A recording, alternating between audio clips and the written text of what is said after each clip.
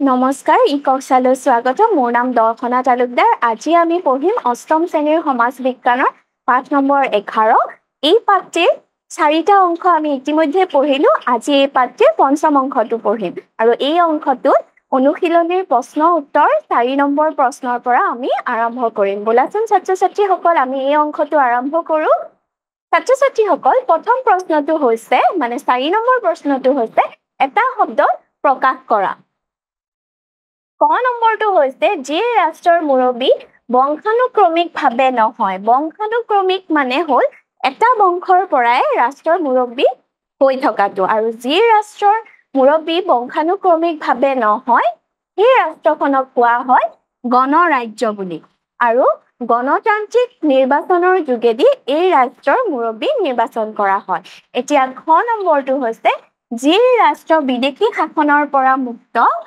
সেই ৰাষ্ট্ৰ হৈছে সাৰ্বভৌম ৰাষ্ট্ৰ সাৰ্বভৌম ৰাষ্ট্ৰত বিদেশী শাসন নাথাকে গ নম্বৰটো হ'ল যি ৰাষ্ট্ৰত কোনো ৰাষ্ট্ৰীয় ধৰ্ম নাই যিখন ৰাষ্ট্ৰত কোনো এটা ৰাষ্ট্ৰীয় ধৰ্ম নাই সকলো ধৰ্মকে সমান বুলি ধৰা হয় সেই ৰাষ্ট্ৰখন হৈছে ধৰ্ম নিৰপেক্ষ ৰাষ্ট্ৰ এতিয়া ঘটো হ'ল যি ৰাষ্ট্ৰই জনসাধাৰণৰ কল্যাণ কামনা কৰে জনসাধাৰণৰ কল্যাণ কামনা কৰা ৰাষ্ট্ৰখন হ'ল কল্যাণকামী ৰাষ্ট্ৰবোৰে জনসাধাৰণৰ কল্যাণ কামনা কৰে এতিয়া আমি পঢ়ো আহা 5 নম্বৰ প্ৰশ্নটো সো অংশৰ লগত বাও অংশ মিলোৱা ইয়াতে আছে সংবিধানবোৰৰ কথা বিভিন্ন দেশৰ সংবিধানবোৰৰ কথা লিখা আছে আৰু ইয়াতে ধাৰণাসমূহ লিখা আছে আৰু ভাৰতীয় সংবিধানত এই বিভিন্ন দেশৰ সংবিধানৰ পৰা কি ধাৰণা লোৱা হৈছে কোনখন দেশৰ সংবিধানৰ পৰা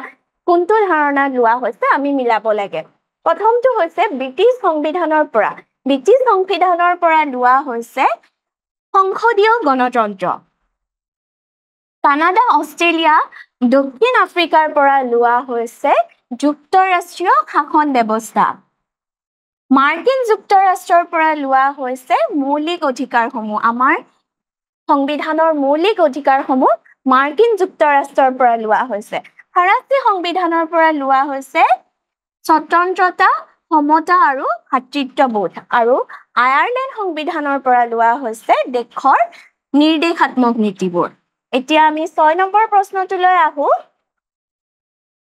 ভাৰতীয় সংবিধানৰ ঐতিহাসিক পটভূমিৰ বিষয়ে চমুকৈ লিখা ভাৰতৰ সংবিধানখনৰ ঐতিহাসিক পটভূমিনো কেনে ধৰণৰ আছিল সেই বিষয়ে আমি পঢ়ো আহা এক দীঘলীয়া পৰিক্ৰমা অতিক্ৰম কৰি ভাৰতীয় সংবিধানখনে পূৰ্ণতা পাইছিল 1857 চনৰ চিপাহী বিদ্ৰোহৰ পিছতে ব্ৰিটিছ চৰকাৰে এক আইন প্ৰণয়ন কৰি ভাৰতৰ শাসনভাৰ ইষ্ট ইণ্ডিয়া কোম্পানীৰ পৰা ইংলেণ্ডৰ ৰাণীৰ প্ৰত্যক্ষ শাসনৰ তললৈ যায় ইয়াৰ পিছতে সময়ে সময়ে বিভিন্ন আইন প্ৰণয়ন কৰি ব্ৰিটিছে ভাৰতত শাসন কৰিছিল এটা দীঘলীয়া পৰিক্ৰমা অতিক্ৰম কৰি ভাৰতৰ সংবিধানখনে পূৰ্ণতা পাইছিল আৰু 1857 চনত চিপাহী বিদ্ৰোহ হৈছিল সেই চিপাহী বিদ্ৰোহৰ পিছতে ভাৰতৰ শাসনভাৰ ইষ্ট ইণ্ডিয়া কোম্পানীৰ পৰা ইংলেণ্ডৰ ৰাণীৰ প্ৰত্যক্ষ শাসনলৈ যায় আৰু তাৰ পিছৰ পৰাই ব্ৰিটিছে বিভিন্ন ধৰণৰ আইন প্ৰণয়ন কৰি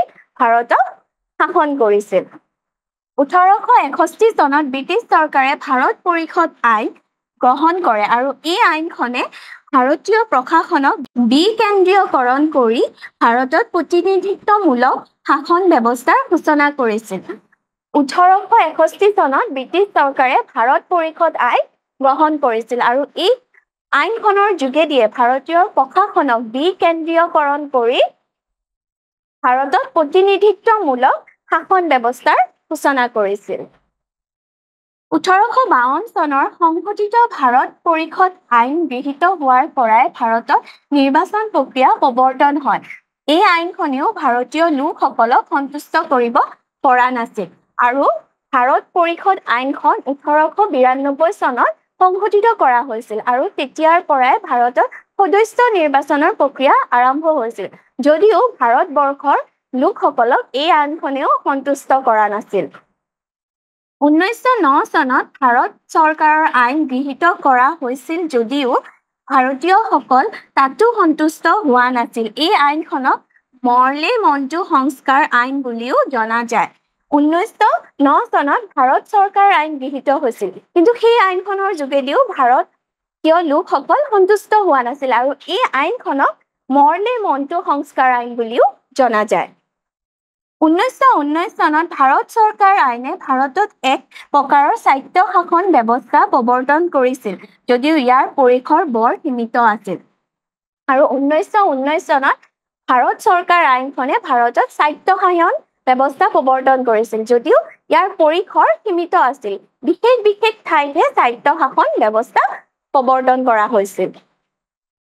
1935 চনত ভাৰত চৰকাৰৰ আইন অনুসৰি পোনপ্ৰথমবাৰৰ বাবে স্বায়ত্তশাসন আৰু যুক্তৰাষ্ট্ৰীয় শাসন ব্যৱস্থা প্ৰৱৰ্তন হয়। আৰু 1935 চনৰ ভাৰত চৰকাৰ আইন অনুসৰি প্ৰথমবাৰৰ বাবে ভাৰতবৰ্ষত স্বায়ত্তশাসন ব্যৱস্থা আৰু যুক্তৰাষ্ট্ৰীয় ব্যৱস্থাৰ প্ৰৱৰ্তন হৈছিল। 1927 চনৰ ছাৰ জন চাইমনৰ নেতৃত্বত গঠন হোৱা ছাৰ চাইমন কমিশ্যনৰ প্ৰতিবেদন মতে ভাৰতৰ বাবে এখন সুকীয়া সংবিধান ৰচনা কৰাত গুৰুত্ব দিছিল। আৰু 1927 চনত ছাৰ জন চাইমনৰ নেতৃত্বত গঠন হোৱা ছাৰ চাইমন কমিশ্যনৰ প্ৰতিবেদনৰ মতে ভাৰতৰ বাবে এখন সুকীয়াভাৱে সংবিধান ৰচনা কৰাত গুৰুত্ব প্ৰদান কৰিছিল। 1934 চনত ভাৰতীয় জাতীয় কংগ্ৰেছ দলে এখন সংবিধান সভা গঠনৰ বাবে প্ৰস্তাৱ গ্ৰহণ কৰে। আৰু 1934 চনত ভাৰতীয় জাতীয় কংগ্ৰেছে সংবিধানৰ গঠনৰ বাবে সংবিধান সভা গঠনৰ প্ৰস্তাৱ গ্ৰহণ কৰিছিল। ব্ৰিটিছ চৰকাৰে চাইমন প্ৰতিবেদন গ্ৰহণ কৰাৰ সময়ছোৱাত লণ্ডনত ভাৰতৰ প্ৰতিনিধিসকলৰ লগত মতামত বিনিময় কৰিবৰ বাবে 3খন ঘূৰণীয়া মেজমেল অনুষ্ঠিত কৰা হয়। আৰু ব্ৰিটিছ চৰকাৰে চাইমন প্ৰতিবেদন গ্ৰহণ কৰাৰ পিছত ভাৰতীয় লোকসকলৰ লগত আলোচনা কৰিবৰ বাবে লণ্ডনত ভাৰতীয় প্ৰতিনিধিসকলৰ লগত 3খন ঘূৰণীয়া মেজমেল অনুষ্ঠিত কৰিছিল। এই মেজমেলৰ প্ৰভাৱৰ ভিত্তিত 1935 চনৰ ভাৰত চৰকাৰ আইন গ্ৰহণ কৰা হয় আৰু এই আইনখনক ভাৰতীয় সাংবিধানিক ইতিহাসত অতি গুৰুত্বপূৰ্ণ বুলি গণ্য কৰা হয়। আৰু এই মেজমেলৰ প্ৰভাৱৰ পাছত বা এই মেজমেলৰ আলোচনাৰ পাছত 1935 চনত ভাৰত চৰকাৰ আইন গঠন কৰা হৈছিল আৰু এই আইনখনক ভাৰতীয় সাংবিধানিক ইতিহাসত অতি গুৰুত্বপূৰ্ণ বুলি আমি মানি ল'ব লাগে। দ্বিতীয় মহাযুদ্ধৰ আৰম্ভণিত ভাৰতীয়সকলৰ মাজত স্বাধীনতাৰ দাবী অতি সক্ৰিয় হৈ পৰে। ব্ৰিটিছ চৰকাৰে তেওঁলোকৰ যুদ্ধৰ প্ৰস্তুতিত ভাৰতীয়সকলক সমৰ্থন লাভ কৰাৰ উদ্দেশ্যে 1940 চনত আগষ্ট প্ৰস্তাৱৰ জৰিয়তে এখন সুকীয়া সংবিধানৰ দাবী মানি লৈছিল। আৰু দ্বিতীয় বিশ্বযুদ্ধৰ আৰম্ভণিতে ভাৰতীয়সকলে স্বাধীনতাৰ দাবী কৰিছিল আৰু ব্ৰিটিছসকলে ভাৰতীয় লোকসকলৰ সমৰ্থনৰ বাবে দ্বিতীয় মহাযুদ্ধত যাতে তেওঁলোকে সমৰ্থন কৰে তাৰ বাবে ভাৰতীয়সকলক 1940 চনত আগষ্ট প্ৰস্তাৱৰ জৰিয়তে এখন সুকীয়া সংবিধানৰ দাবী ব্ৰিটিছসকলে মানি লৈছিল।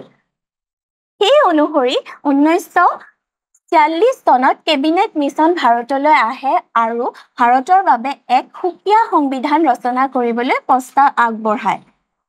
আৰু সেই অনুসৰিয়ে 1946 চনত কেবিনেট মিছন ভাৰতলৈ আহিছিল আৰু ভাৰতৰ বাবে এখন সুকীয়া সংবিধান গঠনৰ বাবে প্ৰস্তাৱ আগবঢ়ায়।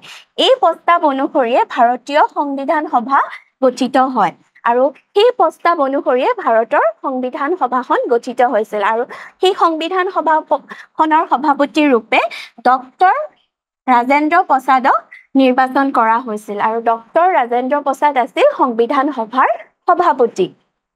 ভাৰতবৰ্ষ স্বাধীনতা লাভ কৰাৰ লগে লগে সংবিধান সভাই ভাৰতৰ বাবে এখন সংবিধান ৰচনা কৰাৰ অধিকাৰ লাভ কৰে আৰু ভাৰতবৰ্ষই 1947 চনৰ 15 আগষ্টত স্বাধীনতা লাভ কৰে আৰু স্বাধীনতা লাভ কৰাৰ লগে লগে সংবিধান সভাই ভাৰতৰ বাবে এখন সুকীয়া সংবিধান ৰচনা কৰাৰ অধিকাৰো লাভ কৰিছিল। 1947 চনৰ 29 আগষ্ট তাৰিখে ডক্টৰ B.R. আম্বেদকৰক সভাপতি ৰূপে লৈ 6 জন সদস্যৰ এখন খচৰা কমিটি গঠন কৰা হৈছিল। 1947 চনৰ 29 আগষ্টত B.R. আম্বেদকৰক ভীমৰাও আম্বেদকৰক সভাপতি হিচাপে লৈ আৰু তেওঁৰ লগত 6 জন সদস্য লৈ এখন খচৰা কমিটি গঠন কৰা হয় আৰু এইখনক আমি কি বুলি জানো সংবিধান গঠনৰ খচৰা কমিটি। 1948 চনৰ জানুৱাৰী মাহত সংবিধানৰ খচৰা প্ৰকাশ পায় আৰু ইয়াৰ ওপৰত জনসাধাৰণৰ মত ল'বলৈ 8 মাহ সময় লয়। 1948 চনৰ জানুৱাৰী মাহত সংবিধানখনৰ খচৰা প্ৰকাশ পায় আৰু খচৰাখনৰ ওপৰত মত ল'বলৈ 8 মাহ সময় লয়। 1939 চনৰ 26 নৱেম্বৰত সংবিধান সভাৰ সভাপতি ডক্টৰ ৰাজেন্দ্ৰ প্ৰসাদে সংবিধানৰ খচৰাত স্বাক্ষৰ কৰে আৰু 1939 চনৰ 26 নৱেম্বৰত সংবিধান সভাৰ সভাপতি ডক্টৰ ৰাজেন্দ্ৰ প্ৰসাদে সংবিধানৰ খচৰাখনত স্বাক্ষৰ কৰে মানে চহী কৰে। তাৰ পিছতে এইখন সংবিধান সভাত গৃহীত হয় আৰু তাৰ পিছতে এই সংবিধানৰ খচৰাখন সংবিধান সভাত গৃহীত হয়। সংবিধানখন ৰচনা কৰি সম্পূৰ্ণ কৰিবলৈ 2 বছৰ 11 মাহ 18 দিন সময় লাগিছিল আৰু আমাৰ ভাৰতীয় সংবিধানখন ৰচনা কৰিবলৈ 2 বছৰ 11 মাহ আৰু 18 দিন সময় লাগিছিল। 1950 চনৰ 26 জানুৱাৰীৰ পৰা এই সংবিধানখনক সম্পূৰ্ণৰূপে কাৰ্যকাৰী হয় আৰু 1950 চনৰ 26 জানুৱাৰীৰ পৰা আমাৰ ভাৰতীয় সংবিধানখন সম্পূৰ্ণৰূপে কাৰ্যকাৰী হৈছিল। এইখিনিয়ে আছিল ভাৰতীয় সংবিধানখনৰ ঐতিহাসিক পটভূমি। ছাত্ৰ-ছাত্ৰীসকল মই আশা কৰিছোঁ তোমালোকে এইকেইটা প্ৰশ্নৰ উত্তৰ ভালকৈ বুজি পাইছা। এতিয়া তোমালোকক এৰিছোঁ, ধন্যবাদ।